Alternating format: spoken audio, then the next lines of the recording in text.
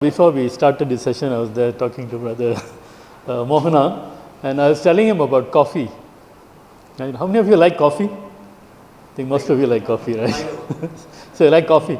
So I was telling him about a place which I went to in India, near Kanjipuram, that is near Chennai, where you get really fantastic coffee.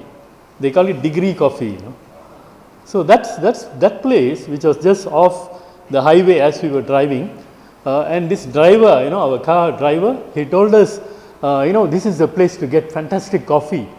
And he said it's just a few minutes off the highway, and he took us off there. And it's a place like a small shed which has grown into a big place. And there you get coffee beans. And you choose, that guy will help you to choose the coffee beans. You choose the beans, they will, fry it and grind it and make the coffee for you in 20 minutes. It takes 20 minutes. But that's really superb coffee you will get. But the point is, why was I sharing this with brother? The thing is that I went there and I enjoyed it, and this is something that I really experienced, and I wanted other people to also experience that. That was the point of telling him, right? That's what we all do. We went somewhere and then we saw something, we experienced something that was fantastic, and we come and tell our friends, why don't we go for this? It's really nice. So that's really one of the basics of this book here. The Sai movement, many of us have been here for many, many years. I think many of you have been maybe whole life, I don't know. I myself, maybe about 30 years or so I was in this movement. And my children, we all grew up. My children grew up in the movement. And they are somebody, and we are all who we are today because of the Sai movement. And because of what the Sai movement has done for us. Because of how my children benefited from the programs offered by the Sai Organization. Right? So when we have gone through this, I think we want other people also to come and experience that. Right? So that's the whole purpose of the book here. Right? So how many of you have actually seen this book? You would have seen it because they gave you. How many of you read it? You have read, huh? Okay, that's really good.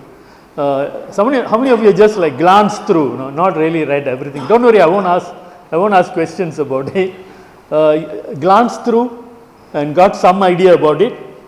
So I think, can somebody tell me what you think this book is for?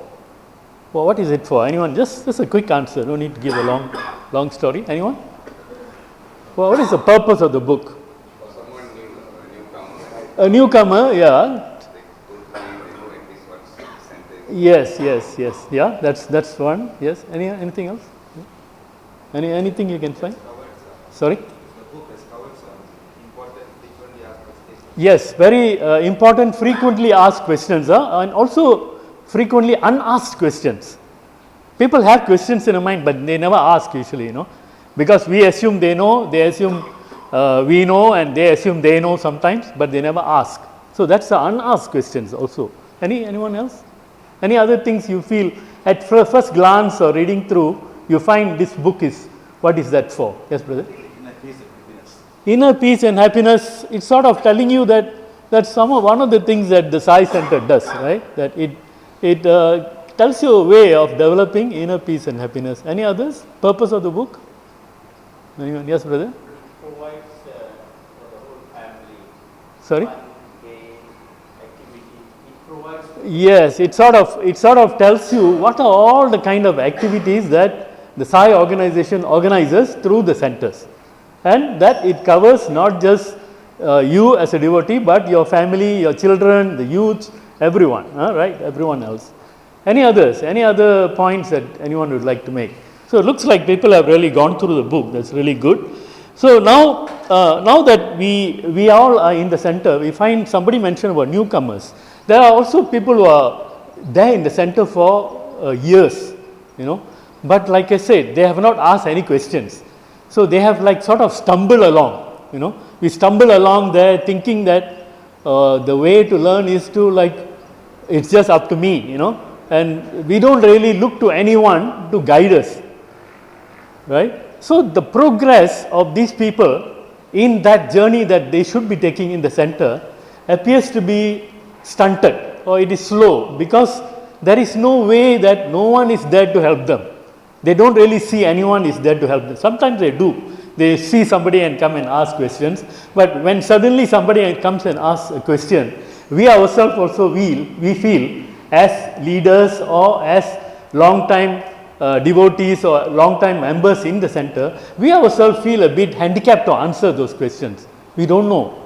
What should we tell, what is the level of receptiveness of this person? What should I go into very great detail, or should I just tell him, hey, what is this Swami all about? Is it a new religion? Should I continue to go to my temple, or I don't need to go to my temple anymore, I just come here?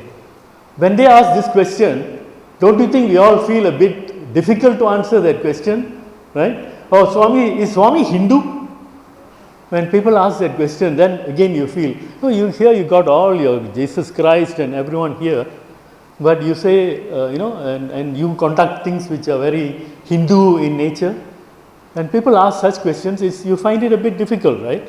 So now we thought that we need to help people who come to the centers, who are either newcomers or who have been there, to have a way of developing their knowledge, a way of deepening their knowledge, a way of strengthening their knowledge, a way of moving nearer towards Swami as days go by, And the leaders also need help. Leaders are not there because they are evolved souls, Leaders are also in the same path. Maybe they are a little further, sometimes maybe they are a bit behind, we never know, right? So it's just that we are all moving in that path. Hopefully we are moving in the right direction. That's the only thing we can say, that we are all moving towards Swami, If you feel you are slipping, you need to buck up and start moving in the right direction. Now, how do you know that? How do you know? How do you know what's the pace? That pace is yours. Nobody can define and say, okay, this is Brother Reddy and this is what I am going to be tomorrow. No one can be like him tomorrow because only he can be like him tomorrow. Right? So, we all have our own journeys and we need to take our own journeys there. So, now the whole purpose of developing this book, by the way, this is L1. It's called L1 as you can see in that corner. So, this is L1 stands for level 1. So, it's like a standard 1 book, right? So, you've got level 2, 3, 4 and all coming.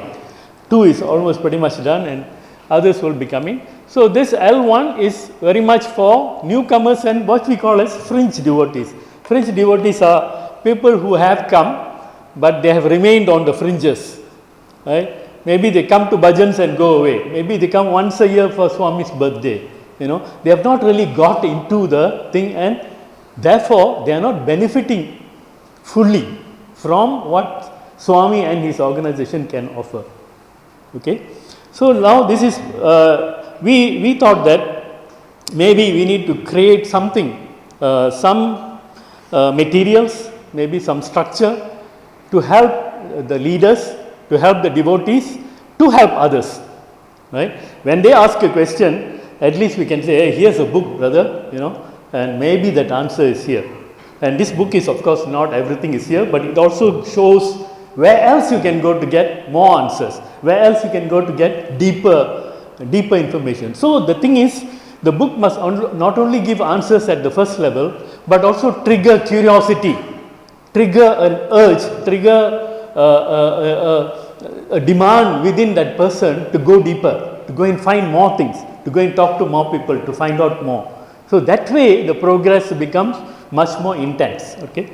So that was one of the things, and we thought that this is a way to boost our organization, which is already Swami's organization, and therefore it has got very noble ideals. How can we do our part to boost it further, to boost it to higher levels? And newcomers, when they come, they are at various levels as well, just like we. Okay. And what are they seeking? What are they there for? They are coming for different purposes. Many of them are coming there because of some immediate problem that they are having. Majority are coming for that. Very few are coming for long-term salvation or long-term, spiritual, what you call moksha and things like that. Maybe some are, retired folks like me, but most others are not. They got immediate problems in the immediate world. And how can this organization help them? They are seeking that.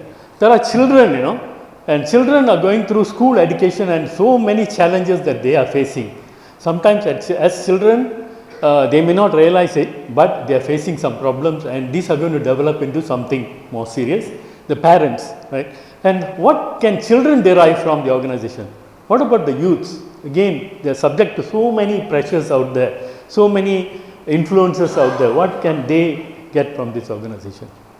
So we want to also recognize that different people, when they come to the organization, come with different expectations. We have to meet the expectations firstly, and then also offer. Just like Swami says, I give the visiting card in terms of materialization and all that, but so that you will want what I really want to give you. So we need to also generate that kind of interest in people, so that they will then seek what they really should be seeking. That is really the transformation of themselves. And we also want them to become repeat customers, to put it in a very crude way, in the sense that we want them to come back for more. When they read this, we want to develop a thirst and a hunger that, hey, I think I need to find out more about this Swami, My own story I will explain. Am I taking too much time? My own story was that when I actually saw Swami when I was a student in India. I was in Chennai and I saw Swami, but I was not attracted by Swami. He came to the balcony of Sundaram and he waved. I was down there.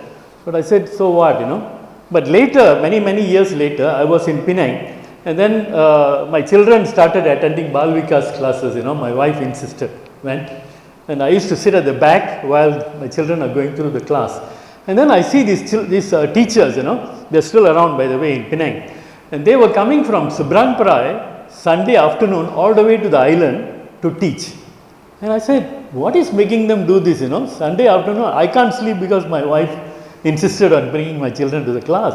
But what's making these guys come? And that's why I saw Swami, the real Swami that we need to see, in the service by these people, and that attracted. So I think we need to also look at how can we create that interest and create that circumstance where people will get that click moment, when they feel that they have to go deeper, they have to come nearer. And that sort of started my journey. So similarly, we need to create that for everyone. So firstly, understand what are they looking for, and then start giving them that, and at the same time give them more. Youths, they are looking for different things. Children, they need to be attracted in a different way, right? And then how can they then benefit from Swami and at the same time move nearer? And again, as I said, at their own pace. Nobody can be rushed and said, okay, hey brother, you're not doing enough, you're not vegetarian, this is not good, you got to be vegetarian tomorrow. No, let him take his pace, let everyone take their own pace, move towards Swami. The general principle set out by Swami, we cannot compromise, but the pace at which we reach that, everyone takes their own time. Okay, now I need to move. Okay, so this is the thing, as I said, the journey. Newcomers and fringe devotees, firstly is to prepare them to be active devotees who are ready for transformation. So if they remain coming and going, they will never transform. Wow. What do you do to get them ready for transformation? And then to get them to be practicing devotees. All the things. Swami's 9 point you can rattle off, but you are not practicing even one, right? You need to get people to be practicing what Swami has told us, and then that makes them ready for further roles, maybe leadership roles, in the sense, not leadership roles as chairman, but leadership in Sai's mission. That you are now an agent of Swami. Swami says, your life is my mission. So he's saying that you need to become somebody that people can look at. This guy is like this because he's a Sai devotee. So here, the first thing that it mentions in this book is that the Sai Organization is a learning organization. Now, who can tell me what is this learning organization? What do you understand by that? Anyone? Just an opinion. It's something that struck me. That's why I just want to see what you all think is a learning organization. Anyone? Don't worry, yeah. Sorry. Continuously acquiring knowledge. Yes. Anything? Yes, brother? Discovering yourself. That's an organization that helps you to discover yourself. Yeah. Sister, brother? Sisters are very quiet. Sister? Anyone? Brother? What do you think is a learning organization? What's different from a learning organization and any other organization? Dynamic. Huh? It is dynamic. It's dynamic, yes. Anything else? Youth, sir? Prasad? It's always, I would say that Swami's message, if I take the single message, each time you read it, you get a different meaning. Different meaning, Whenever yes. and learning. Yes. So it's a learning every time, in every little way it's a learning. So a learning organization, I take it like, we all went to school, right? Anyone went to school here? All right, we all went. So when we go to school, we don't we just go to school, sit there for a while, eat something in the canteen and come back home and do that all our life. No. We go there for the purpose of learning, right? So similarly, our organization is like that when we come to the bhajan and go back and come and go back with no transformation, nothing happening in us, then the purpose of the organization, we have not benefited from the organization. There must be a learning that takes place, and that learning is amazingly done through Swami's programs, right? Every service activity must be a learning activity. After you have gone for service and come back, and if you start blaming the service coordinator for not doing a proper job, or that other guy did this and said this, and this guy did that and said that, have you learned anything? We have not. We missed that opportunity to learn, We missed that opportunity to appreciate all the good things that happened there. All the people who are doing the great things there. You went to the hospital and saw the dedication of a nurse. You saw the dedication of a friend, of a patient who had come there and who was sitting there and being there with him. So these are all the things that are the learning opportunities from each service activity. When we go through a study circle, that's a learning opportunity for us to contemplate on some aspect of Swami's teaching. When we go through an STP, very structured learning program. So every program, every event in the Sai Center is a learning thing which must be transplanted outside into our lives. It's not to remain in the organization, but what you learned transplanted outside. You don't learn 1 plus 1 in school and it remains in the school, right? When you go back outside, in every instance of addition, you apply that knowledge that you have learned. Similarly, it's an organization, it's a learning organization. And it is intended to help us manage life's challenges and struggles through spiritual guidance. So we have to live out there, we have to go through our normal lives, our mundane activities, going to the work, school, everything. But it's giving spiritual guidance of how do you do it, how do you take failure. People fail nowadays and then they think that's the end of the world. But actually failure is a learning experience, learning opportunity. Spiritual guidance will help us to do that. When we went to the center and somebody was rude to us, when we went to Parthi, and then the Seva Dal is rude to you, it's a learning opportunity. There's a spiritual guidance there that you need to take a benefit from that event. So then it becomes a learning organization. Otherwise, we'll just lose the opportunity. We come and go, but we lose it. So there are opportunities here to enhance our knowledge. Somebody mentioned about that. Raise our spiritual awareness and enrich our lives. So the lives from being meaningless becomes meaningful. And that makes our life more meaningful and more fulfilling, which is, I think many of us are experiencing this over our years. Then here, the spiritual journey must be self-driven and purposeful. Self-driven, Swami has also said, I can turn, I don't know, I can't recall the exact quote, stones to diamond and all that, but I cannot turn your heart to God. Only you can do that. So if Swami says he also cannot do that and you have to do it, it's a self-driven journey, which means we must take that initiative. Nobody else can transform us. We have to take it. But people can facilitate. People can help us, right? So that's where this book and all these other things and our roles, which we are going to discuss later, is to utilize this book to empower ourselves to be able to help others, right? And then at the pace must be the most suitable for the individual concerned. You decide at what pace you want to do it. Do you want to transform? But don't decide, I think I'm not going to transform, I'm going to go backwards tomorrow. Instead of center, I'm going to start going to the pub and to Genting, every weekend. So that is the wrong direction, right? So the direction must be the same for everyone towards Swami. But the pace, we decide. The faster the better, of course, but let's not compare ourselves with somebody else and say, he's going so fast, I need to go there. Right? And this material now, this book has been prepared to guide, and we have tried to structure it in such a way as to facilitate the devotee from being a newcomer to becoming active, and then take leadership roles and beyond. And this is, we also hope to widen the knowledge base. Some references are given about what is Swami's teachings, for example. There are FAQs, there are reference materials for us to read about Swami's life and his message and so on. And to help us to increase our knowledge and start practicing more intensely, self-transform, and then hopefully realize Swami's mission, which is to realize our inner divinity. Okay, so the contents of the book, it has this inner peace and happiness through spiritual activities. So this chapter is talking about spiritual activities and what's the purpose of that, because this is aimed at newcomers and people who are coming to the center for the first time. You must tell them what are the buffet of things that we offer and why do we offer it, you know. So the purpose of spiritual activities is to inner peace and happiness, not because Swami will be happy, right? And the joy of serving the less fortunate, again as a spiritual, with a spiritual element of opportunity for you to transform through those activities.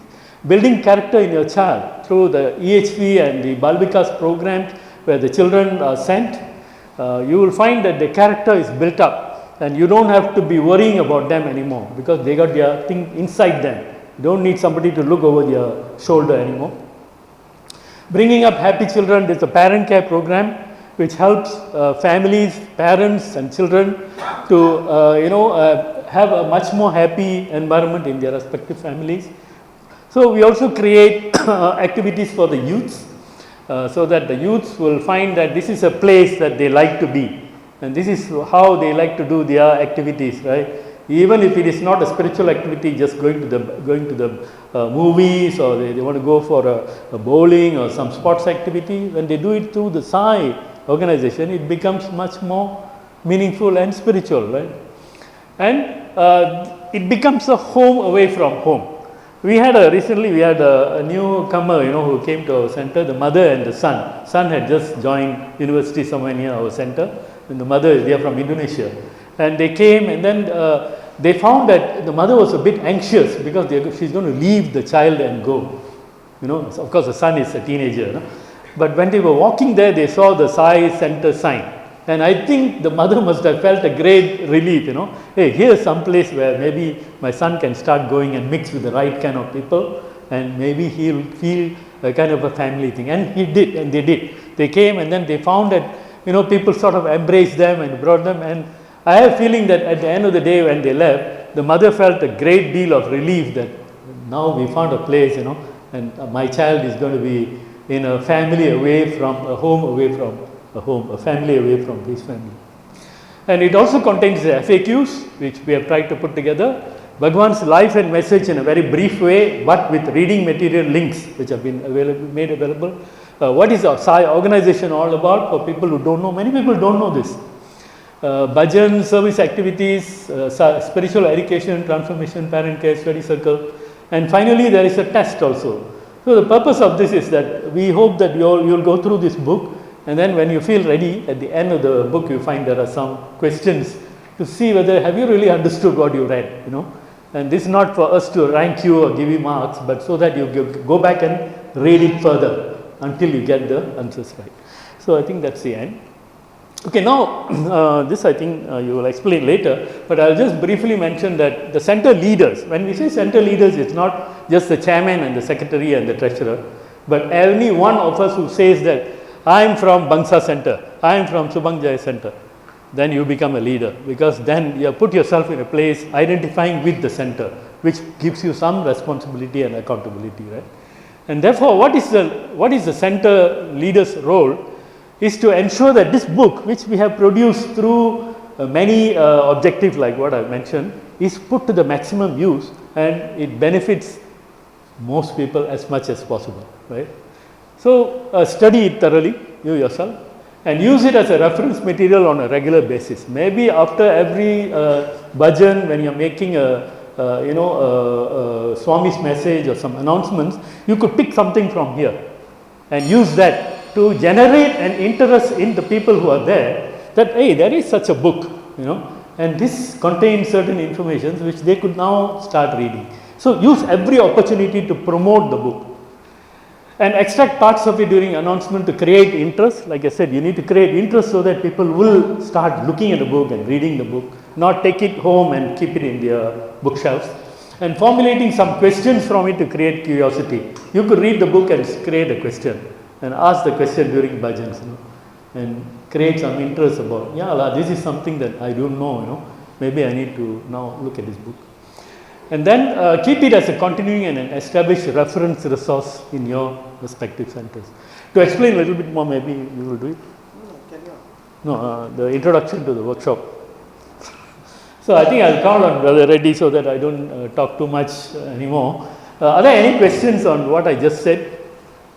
I can take those and then hand over to Brother Reddy. Any questions? So are we clear that why we did this book, and what is it supposed to do, and what is your roles, and not only your roles, the roles of people who have not come here today in this. So which is something becomes your responsibility as well, to disseminate to those who have not come, to say that this is this book, and this is what we all have to do, because we all have benefited and we drank that coffee, and now we need to get other people to know about the coffee and go back and try it. Right, so that becomes our response. Any questions? And also you will see that this it focuses a lot on the center. Of course, it talks about organization, but center, because the center is where the devotees come to. Nobody comes and joins the central region or the central council. They all come to the center. So when they come to the center, it is now our responsibility to create a welcoming atmosphere, that they feel, hey, this is a place I love to come to. I remember I was staying very far away when I first came from Penang, and I went to Brother Reddy's center, Then I immediately felt, not your Reddy, Sai Centres. So I immediately felt, this is far away, but this is a place I want to come every week, because I feel my wife will be comfortable there, I will be comfortable, we have a role to play, and we feel these people are like my family, strangers, but we are family. How do we make that atmosphere for anyone walking into our centers? I think that's something also we need to look at. Any questions? Please ask us at least one question, otherwise I won't be convinced that you are listening. And the business class people at the back also, you can ask questions. Sister, any question?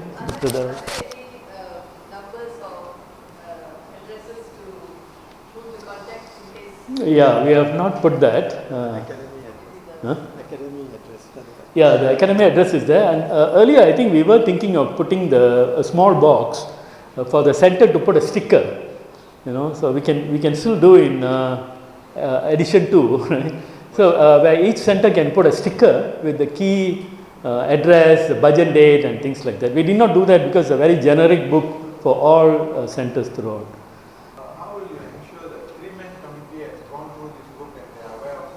Yeah, I think the 3-man committee has to ensure, not us. Right. Any others? No, I think it's all a question of coaxing and encouraging, brother. So at the end of the day, like, we can't force people to read.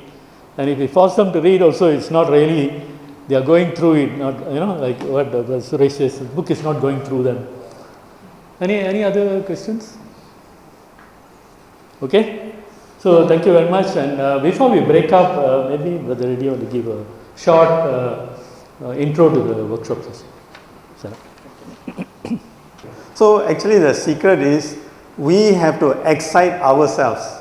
Each one of us must be very, very excited, Excited. It's no ordinary organization. There are so many organizations out there. All of us could join those organizations. But this is Swami's organization, Swami's.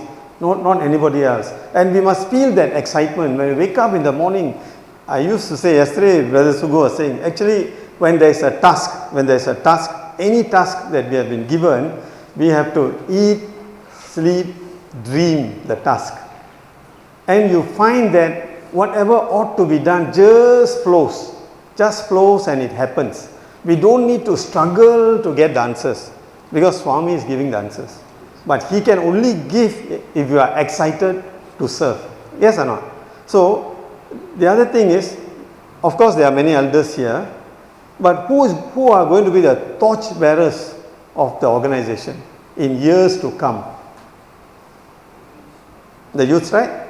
It's not, we are not actually saying, we are not putting any burden on your shoulders, but this is some excitement you have to develop within and say that, my God, now that I had the opportunity to be here today, now that Swami has given me the opportunity to come, I am going to do something about it.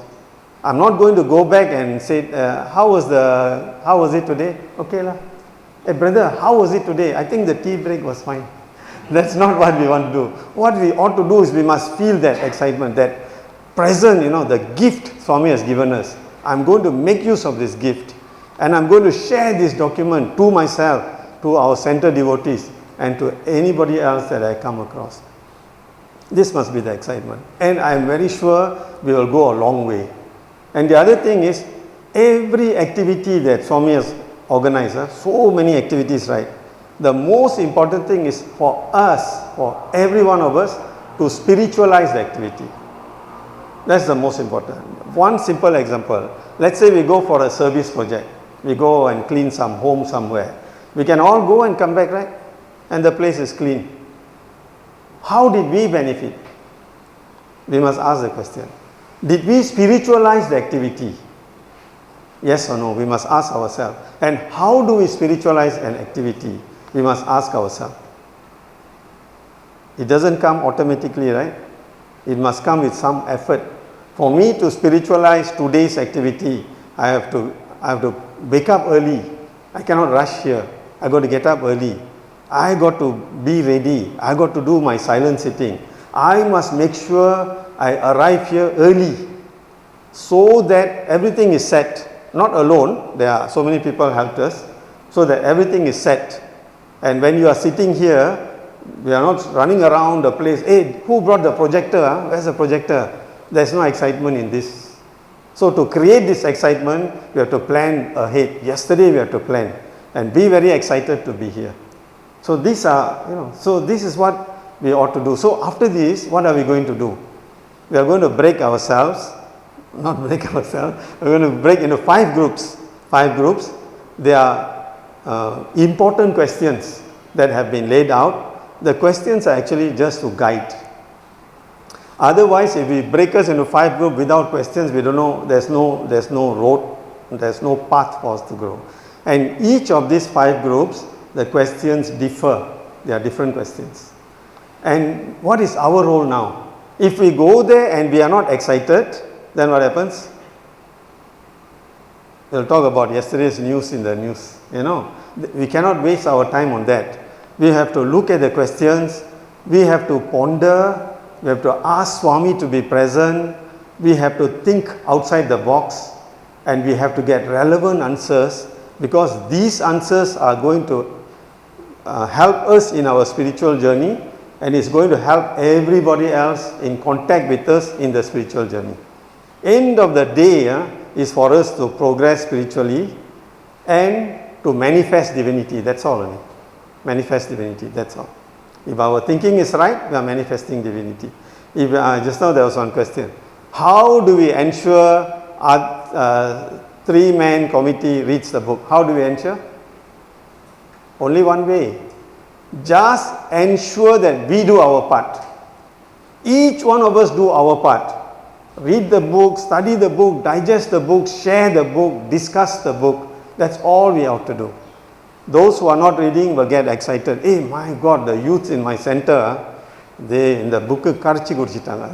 They have read it inside, upside down, and the chairman may feel, I better, buck up. Correct or not? So there is no lecturing involved. Just do our part with love. And we also cannot go around and saying, hey, our chairman didn't read the book. That is not spiritual activity. That's not spiritual. Spiritual activity is only and only do our part. The rest Swami will take care. Is that okay? Okay, now what are we going to do? First, we'll count 1 to 5.